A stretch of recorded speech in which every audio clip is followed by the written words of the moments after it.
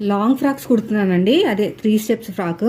ఇంకో చూడండి కుర్చీలు అనేవి ఎలా పెడుతున్నాను అంటే తక్కువ క్లాత్తోనే మనకి ఎక్కువ అయిపోతుంది అనమాట. ఫాస్ట్గా వెళ్ళకూడదు, కొంచెం కొంచెం కొంచెం వెళ్ళాలి, లేకపోతే మనకి క్లాత్ అనేది సరిపోదు.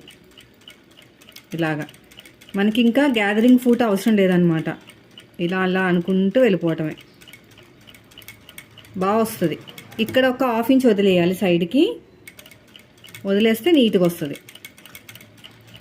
ఇలా ముందుకు తోయాలి, 2 చేతులతోటి ముందుకు తోస్తే మనకి మంచి ఫ్రిల్స్ వస్తాయి. చూడండి గ్యాదరింగ్ ఫుట్ లాగే వస్తుందండి, తక్కువ క్లాత్తోనే చాలా బాగా వస్తుంది ఫినిషింగ్ అనేది. మీరు కూడా ట్రై చేయండి ఒకసారి.